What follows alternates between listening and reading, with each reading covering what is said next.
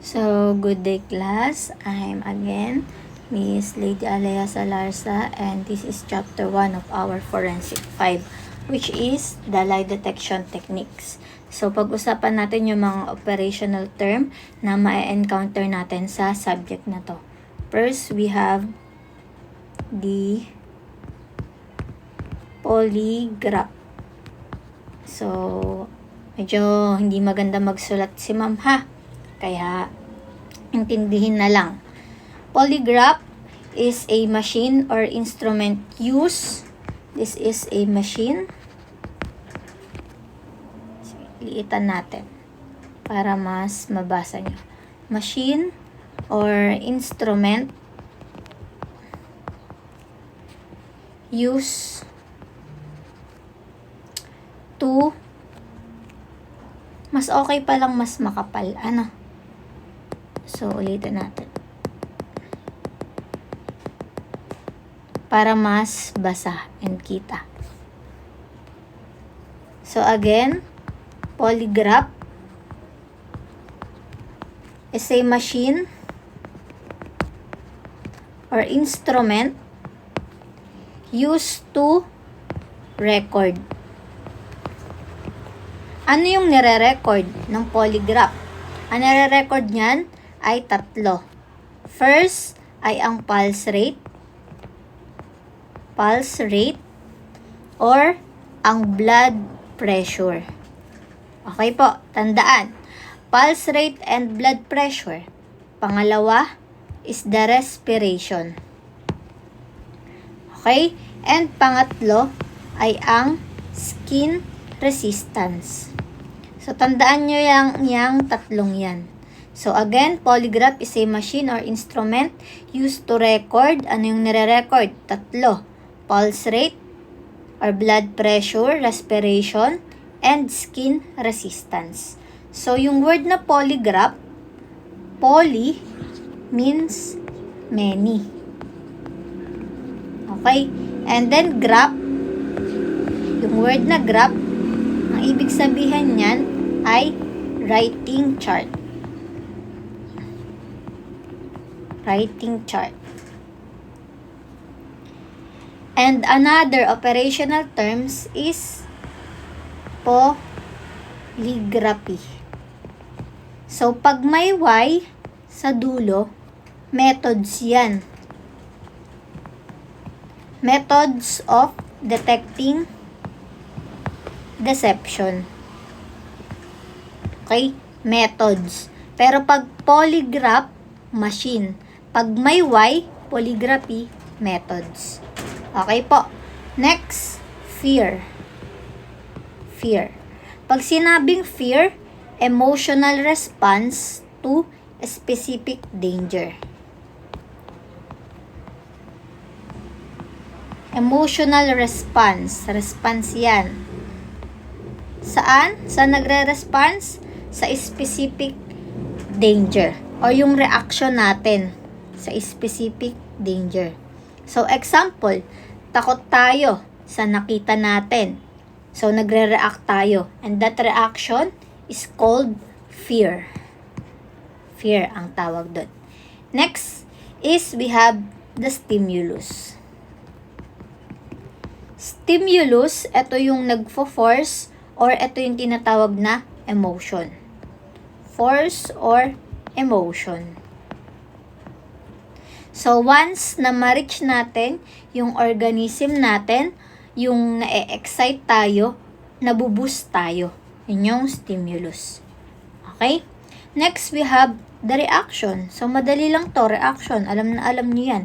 Reaction is yan yung mga action natin. Action from our mental attitude. So, again, ito ha, yung mga words na to.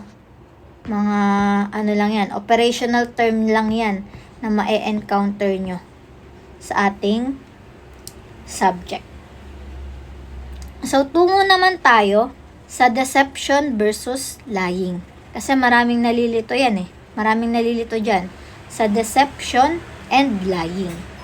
Parehas naman silang nagsisinungaling. Ano ba yung pinagkaiba nila? Okay? We have the deception versus lying. Para hindi po kayo malito. Okay po mga anak. So, check ko lang kung nagre-record pa. Nagre-record pa din naman. Deception. Pag sinabing deception, ang ibig sabihin na to ay act of deceiving. Act of deceiving. Huwag malilito dyan ha. Deception, act of deceiving. And pag sinabi naman nating lying is falsehood. Or laging mga false information lang yan. False info. Hindi totoo. Pero yung deception, act of deceiving. Okay? Pero sila ay both, parehas po silang, ano yung purpose nila? They are both nagmi-mislead ng mga information. Ha? Mislead information. Anong pinagkaiba nila? Again, deception is act of deceiving, while lying, the falsehood or yung mga fake information. But they are both mislead info. Okay po. So, tungo tayo sa detection and response. Pag sinabing detection, katumbas lang to na ito. Polygraph, polygraphy, fear, stimulus. So, 5, deception, 6, lying, 7. 7 na tayo. 7, detection.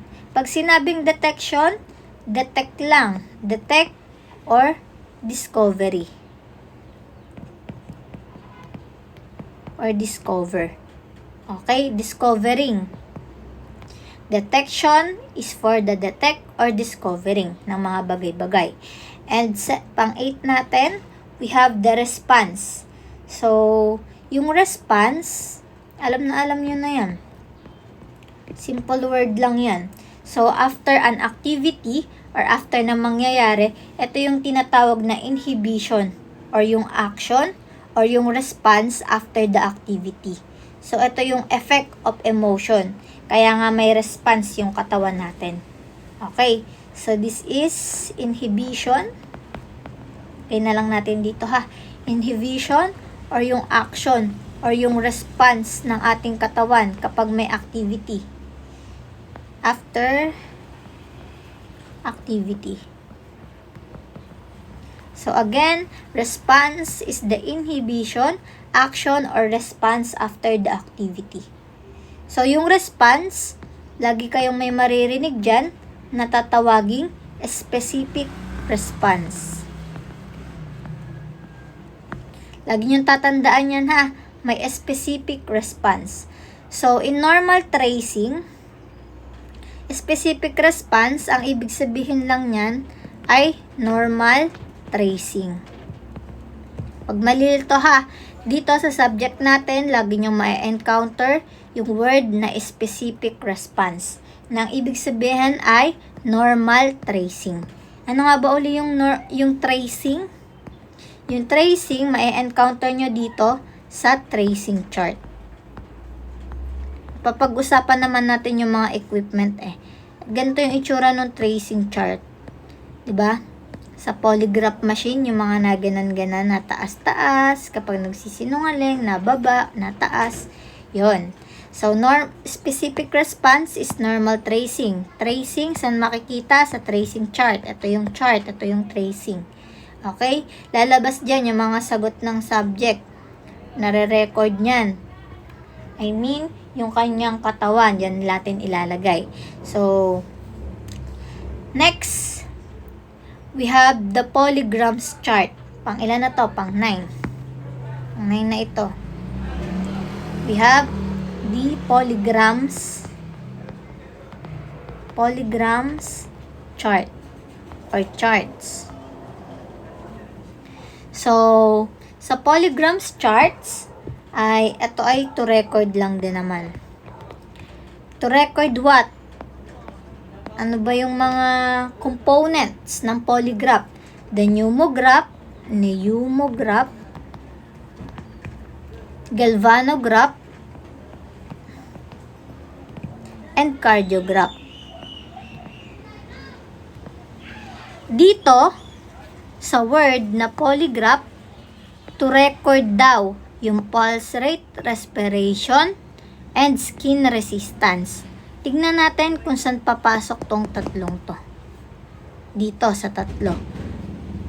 Okay? Pag sinabing pulse rate or blood pressure, dito yon sa cardiograph, ha? Pulse rate or blood pressure, dito sa cardiograph. And pag sinabing respiratory, dito yon sa pneumograph. Respiratory. Ha? Ang pag-inhale at ang pag-exhale, pneumograph. Kaya nga may pneumonia, di ba? Yung sakit sa paghinga. Galvanograph is skin resistance. Yun lang yung natitira eh. Skin resistance.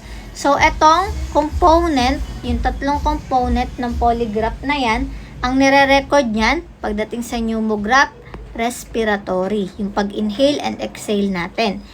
And sa galvanograph is yung skin resistance. So, nagbabago, pinagpapawisan ba tayo kasi kinakabahan tayo.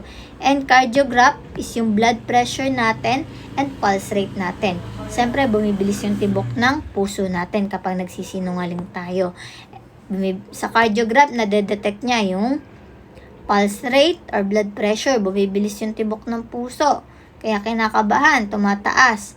Galvanograph, skin resistance, pinagpapawisan kasi nagsisinungaling. Pneumograph, respiratory.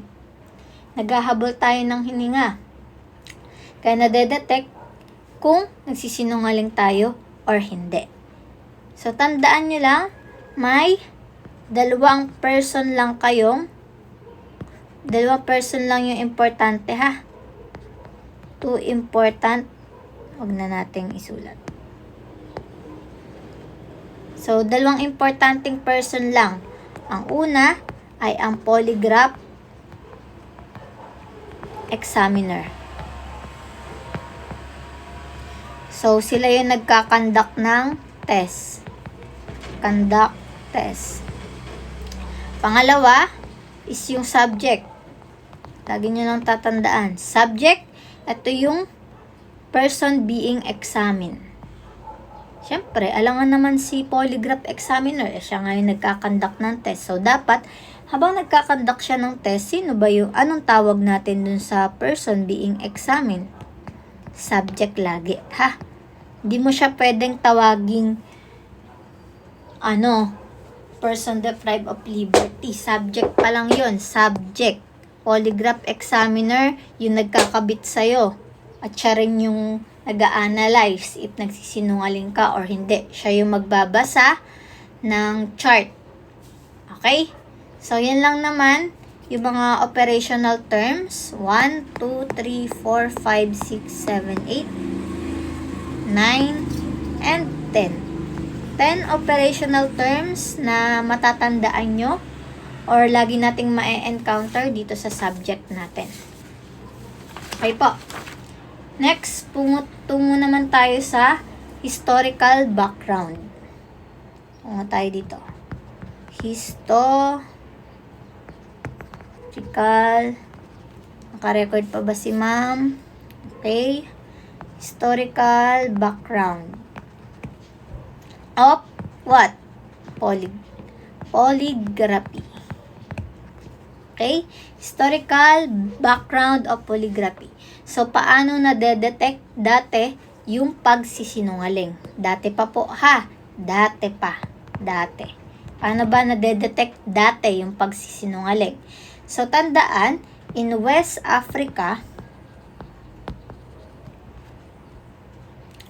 sa West Africa, ang kanilang pagdetect ng kung nagsisinungaling ka ay nakakatawa. Bakit nakakatawa? Magbabatuhan lang ng itlog. Pag di mo nasalo yung itlog, ibig sabihin, sinungaling ka. Okay? Yun yung sa West Africa. Pag di mo nasalo ang itlog, sinungaling ka. Next, sa China. So, sa China, mayroon ng suspect. May suspect na sa China. So, in precaution, may bigas sa bibig, itong si suspect. And syempre, habang ina-interrogate siya, nagsasalita. Nagsasalita siya, syempre.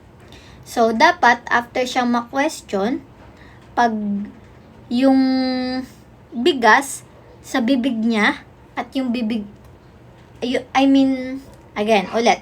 In China, may suspect na. So, si suspect, ina-interrogate.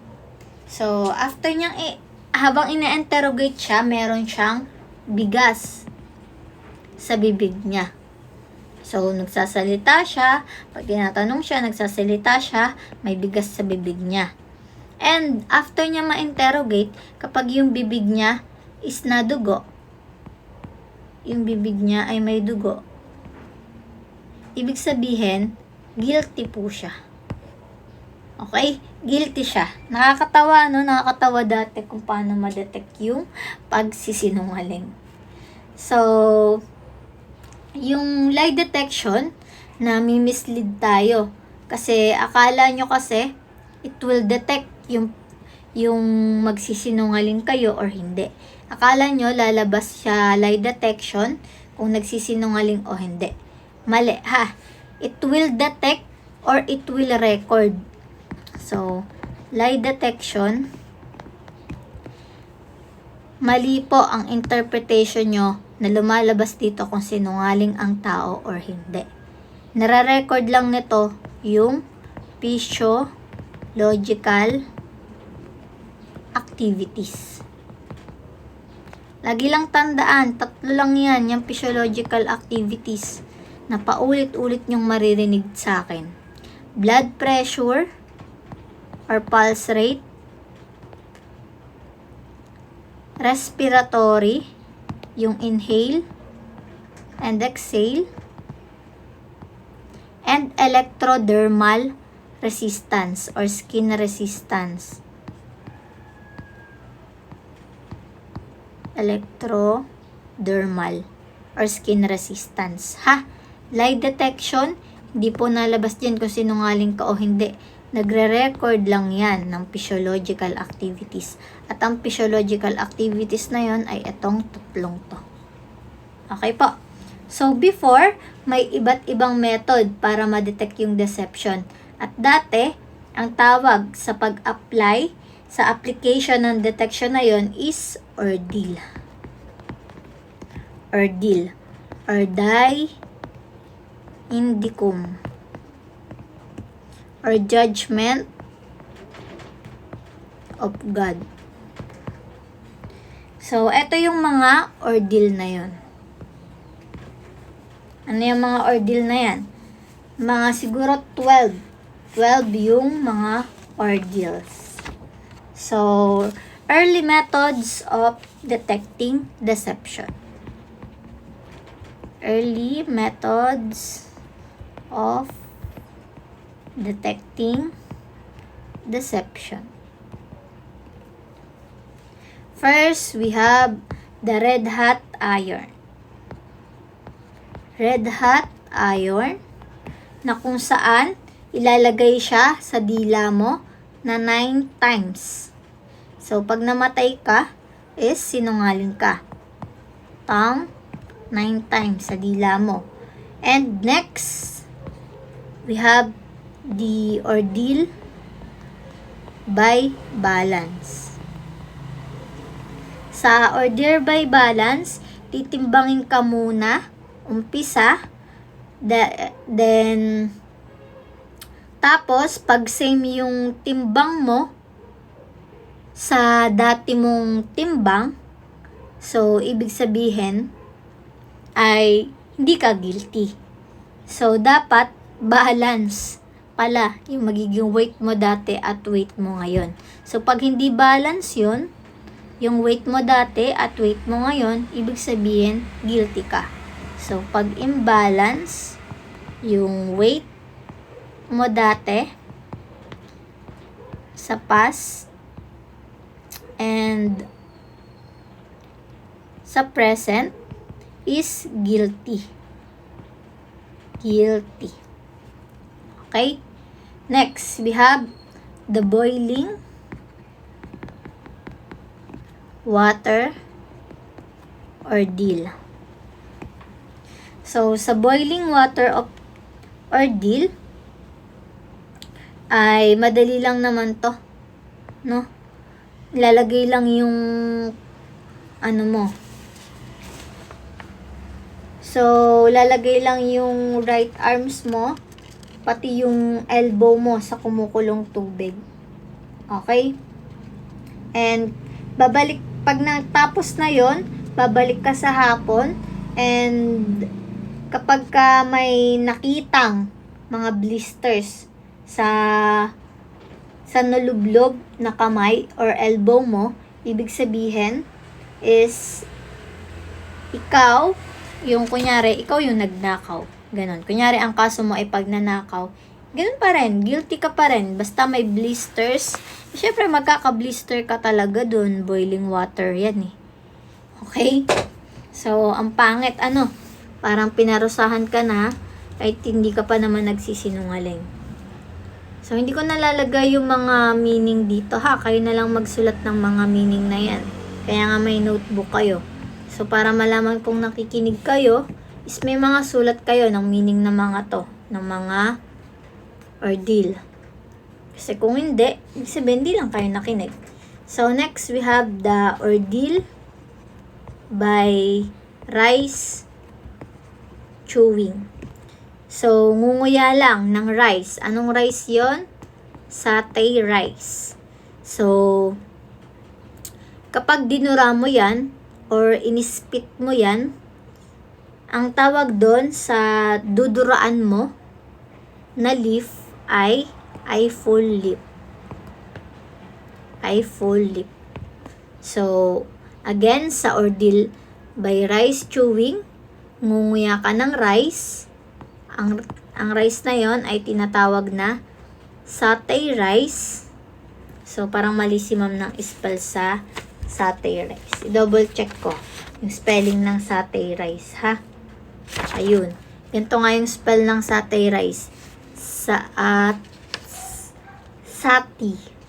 Sati rice. Ganun ang kanyang spelling. Pero ang pronunciation niya ay satay rice. Okay? Satay rice. And i-spit niya sa full lip. So, kapag nagmix yung blood and laway niya, kapag may blood, ibig sabihin, sinungaling siya. Okay, nagsisinungaling. Next, 5, ordeal by red water. So, yung ordeal by red water, magfa-fasting ka ng 12 hours. Fasting ka ng 12 hours. So, mag-i-eat ka ng rice.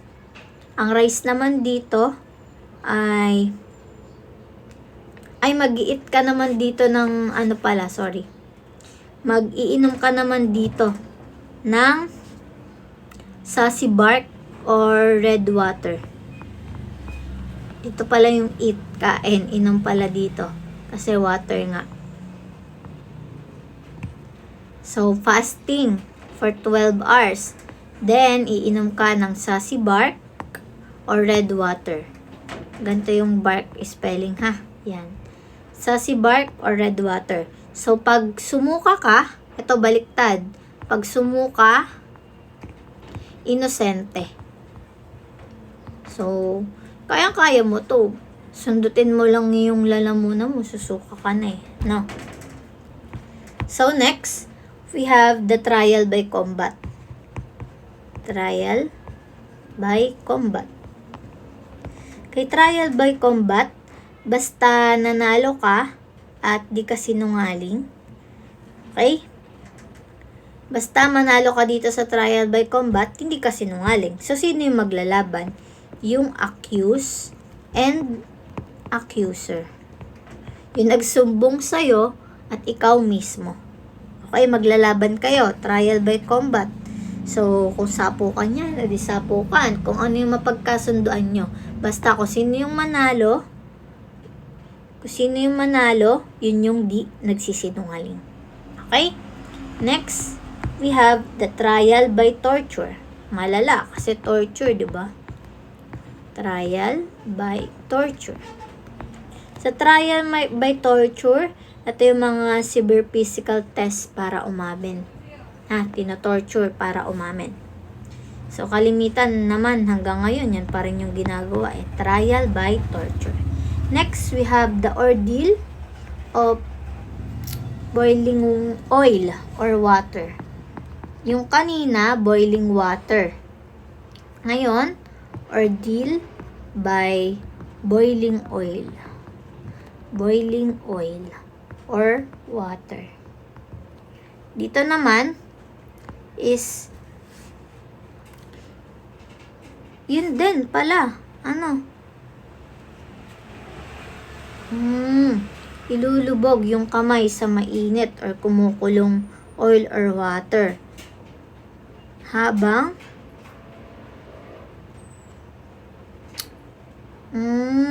so, parang parehas lang din pala siya ng ordeal water, ng boiling water ordeal. Mga anak? Pero dito, may iniinom, dito hindi. Isasawsaw mo rin. Or ilulublob mo rin yung kamay mo sa mainit at kumukulong oil or water. Habang, ito naman, may kinukuha ka ditong bato. So, pag hindi masakit at nakuha mo yung bato, inosente ka. Okay? Mali pala ako dito. Dito, iniinom. Ito pala may bato. Okay, may batong kinukuha. Ilulublob. Next, we have the ordeal of red hot needle. So, yung ordeal of red hot needle, itutusok yun sa labi mo. Sa labi, itutusok. So, pag dumugo, sinungaling. Okay? Sakit naman no, tutusukin ka. Siyempre, dudugo talaga yun. So, pag dumugo yun, sinungaling ka. Ang magsisave nga lang talaga dito sa'yo ay si Lord. Kaya nga siya ordeal, judgment of God. So, dati ganun. So, 10 is ordeal of the tiger. Ordeal of the tiger. Dito, sa ordeal of the tiger, may accuse and accuser pa din. Accuse and accuser.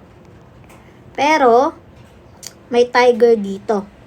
Kung sino yung matira at hindi natangay ng tiger, siya yung hindi nagsisinungaling. Or siya yung tama. Okay po. And next, dalawa na lang to. 11 and 12. 11, test at a cross deal. Okay? Ang 11 natin ay test of the cross ordeal. Test of the cross ordeal. So, ano ba yung test, cross ordeal? So, dito sa test of cross ordeal, so, arm to breast, patagalan lang yung accused and accuser.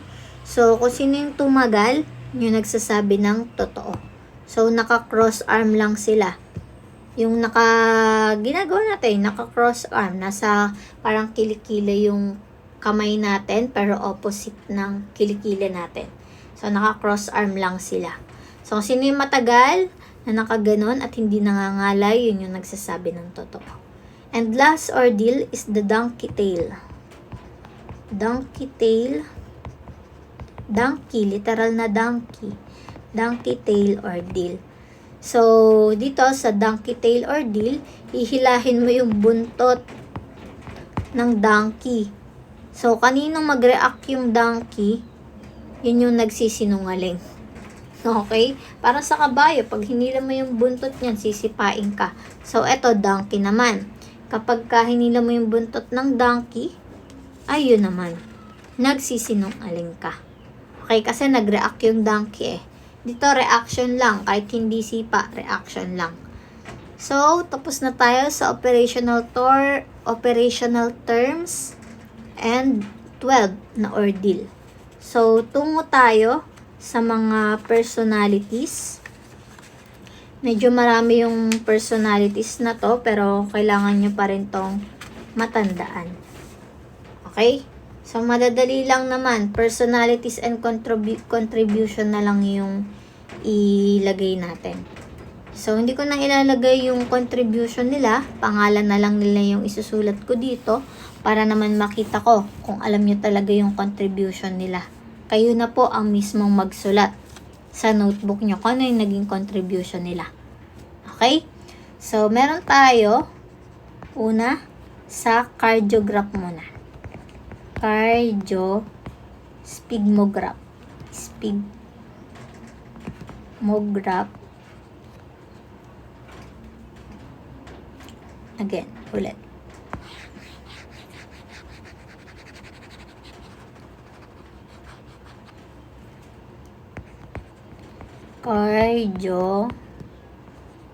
Sphygmograph component. Okay, mga tao muna tayo ha. Personalities to ha. Personalities. So, in cardiosphygmograph muna tayo. First, meron si Angelo Mosso. Ano yung spell? Angelo Mosso. Si Angelo Mosso, he studied fear and its influence on the heart, and his observation subsequently formed the basis for the technique and developed the sphygmomanometer and the scientific gradle, which he used in studying fear on the heart. So, in short, sphygmomanometer ang kanyang na-develop. Next, we have Cesar Lombroso. Cesar Lombroso, he employed the first scientific instrument to detect deception. So, this instrument is known hydrosphygmograph. So, it measured the pulse and blood pressure when the suspect were questioned about their involvement or knowledge in the specific response. Okay? So, in short, kung si Angelo Mosso, sphygmomanometer, manometer. So, si Cesar Lombroso naman is sa hydrosphygmograph. Next, we have William Marston. He dealt with the sphygmomanometer, which was used to obtain the periodic discontinuous blood pressure reading during the course of an examination. So, also then, mga anak, he experienced with the help to develop the pneumograph, which records yung breathing patterns, and for galvanometer is to register yung changes ng skin resistance. Okay, eto pa rin yan. Yung sabi kong huwag niyong kakalimutan. Ito, pneumograph, respiratory, galvanograph, skin resistance, cardiograph, blood pressure, and pulse rate. Lang yan, laging huwag kakalimutan. And next, we have John A. Larson. John A. Larson is the real father of lie detection. So, he present polygraph machine to attributed to him yung polygraph machine. So, he is the one also to develop and study to record at the same time yung response ng blood pressure and pulse rate and respiration. Next, we have Leonard, or mas kilala bilang Nard Killer. Ang in-invent naman nito ay chemograph. So, he continued research and developed sa polygraph, and in 1949, he invented the killer polygraph with the component of simultaneously recorded changes in the blood pressure, pulse, and respiration. So, as well as yung newly na-developed na galvanic skin reflex. So, tapos na tayo sa cardiosphygmograph component. Tungo naman tayo sa pneumograph component. So, unang may encounter nyo dito ay si Vittorio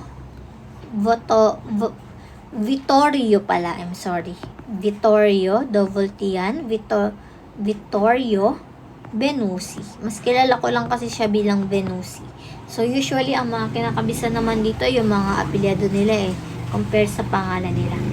So, Vittorio Venusi is successfully detected the deception with pneumograph as an instrument that graphically measure and examines inhalation and exhalation. Okay? And next, we have Harold Burt.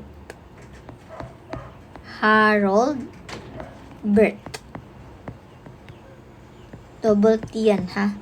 And U. Harold Burt.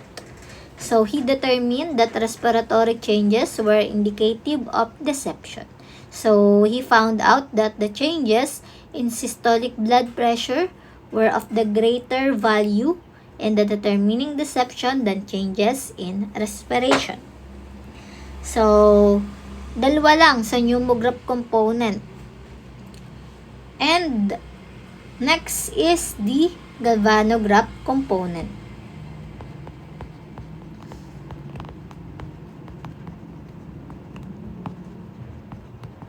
Dalawa lang din ata to sa galvanograph component. Si George Sticker, wala siyang E. I'm sorry, wala palang E si George.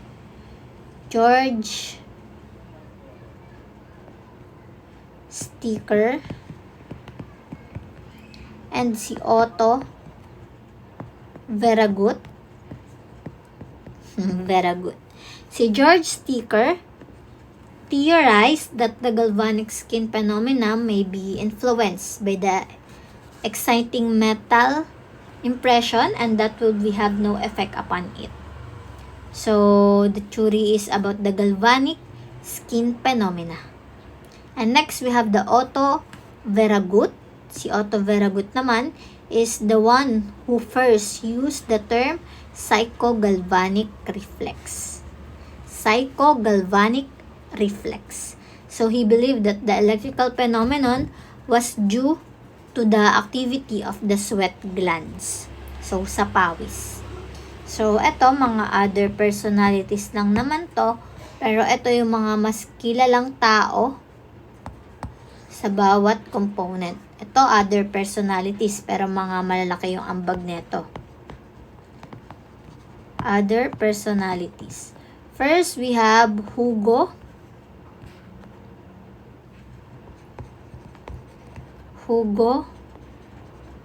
Munsterberg.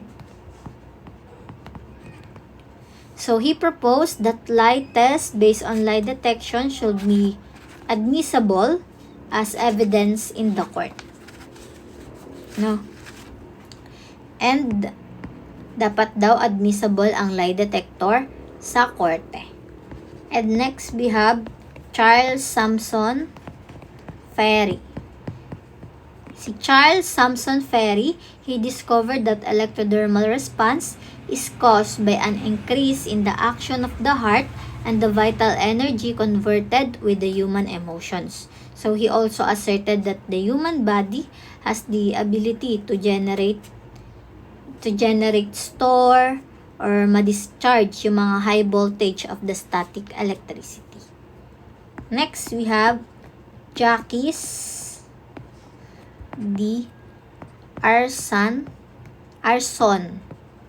Arsonval. So, he declared that the electricity is generated by the body and named external friction. So, yung external friction, ginagamit to as a source of generation. So, Jacques Arsonval also asserted those sweat glands or yung mga pawis which the body at times to store pa yung mga electricity and at the other times para ma-discharge sila. So, yung work niya, it will help also para ma-develop yung mga galvanometer. So, next we have Paul Wilhelm.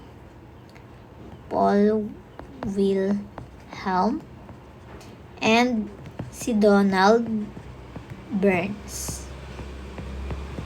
So, in Michigan, Indiana, and US ay sila yung mga independent lie detector specialists.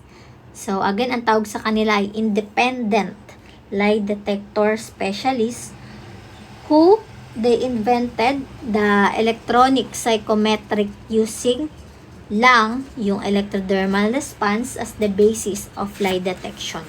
So, also, they have been proven that the result of detecting deception is using the instrument with the 95% accurate. Ano?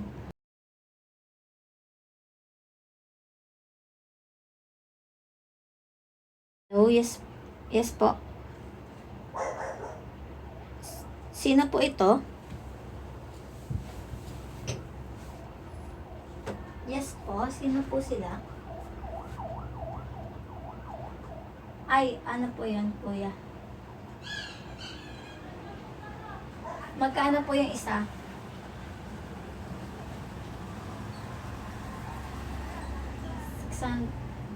Ano po yun? TikTok o Shopee? Shein. Isend nyo na lang po ulit. I-Gcash ko na lang po ulit. Apo. Thank you po. So, sorry for the interruption. So, we will continue. Shopee lang yun. Ano? So, di ko naman kasi pwedeng stop yung record. Sayang naman, naka-record na tayo. So, nasa na tayo? Na kay Paul Wilhelm and Donald Burns. So, yun lang naman. They have both proven that the result of lie detection test sa mismong lie detection test is the 95% accurate. So, konti na lang to. 3 personalities na lang and methods lang ng detecting deceptions tayo. Next, we have Chester Darrow. So, si Chester Darrow, he made the third modification of the Larson Cardionumo psychograph by adding yung galvanometer. So, the new instrument included a psychogalvanometric record, electrodes on the palm and the back of the hand. So, as well as the continuous blood pressure record and the pneumographic record. So, commercial lang ulit mga anak. Inom lang si ma'am saglit.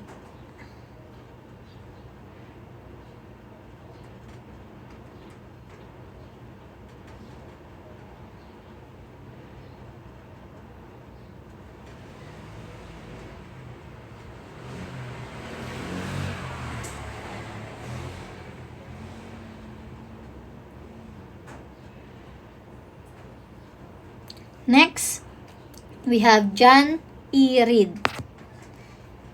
John E.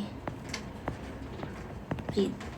So, the device or an instrument for recording is for muscular activity. So, he record the made simultaneously with the blood pressure and pulse respiration, tracing that renders much more accurate. Okay? Mas accurate siya. And in any diagnosis based upon this later phenomena. And last personalities is si Cleve Baxter.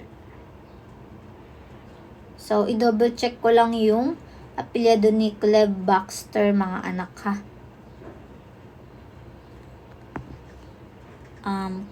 Okay, eto.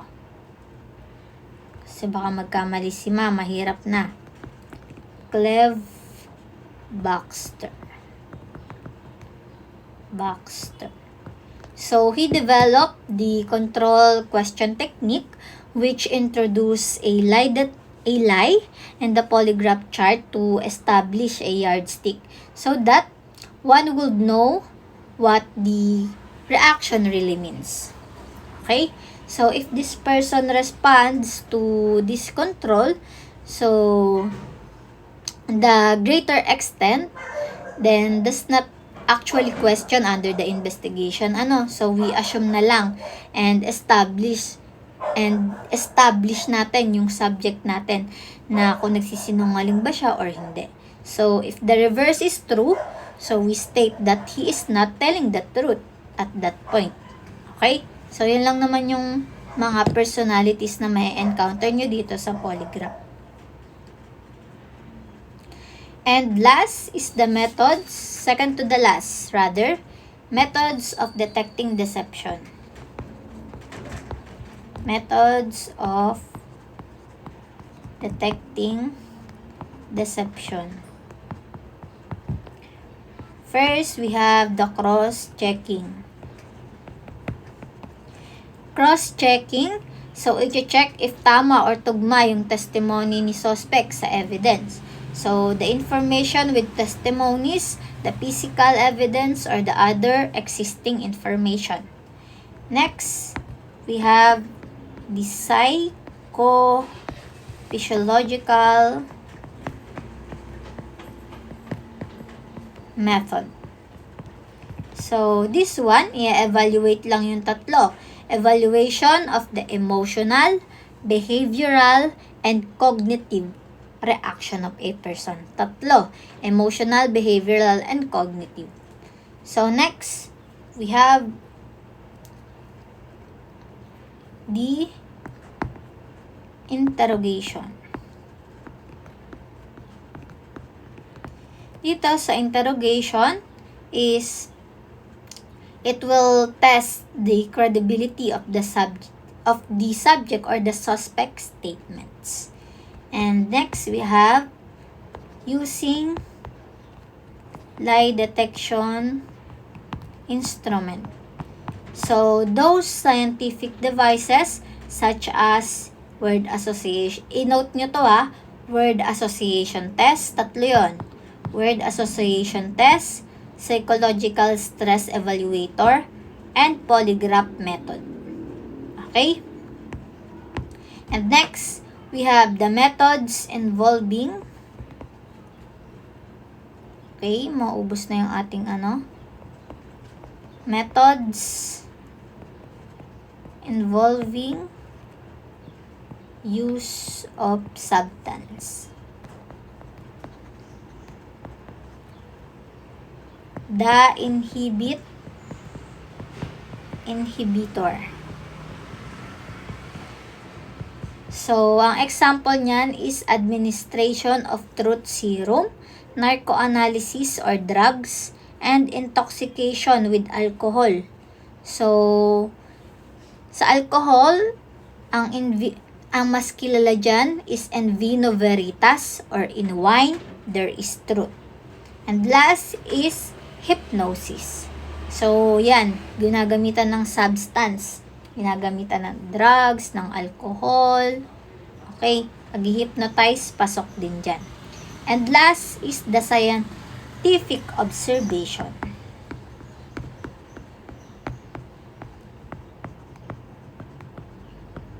Dito sa scientific observation, a good criminal investigator must be keen observer and a good psychologist. So, a subject under the stress on the account of the stimulation of the sympathetic nervous system. So, it may exhibit yung mga changes ng mga potential clue pagdating sa pagsisinungaling. So, just one or a combination of the following signs and symptoms is not conclusive or reliable proof para maging guilty yung isang subject. So, there is also the presence of inference for further investigation to ascertain the truth of the impression. And last is yung mga signs or clues of deception. So, ilista nyo na lang kung ano yung mga signs or clues of deception. 23 to So, pakinggan nyo na lang si ma'am and isulat dyan.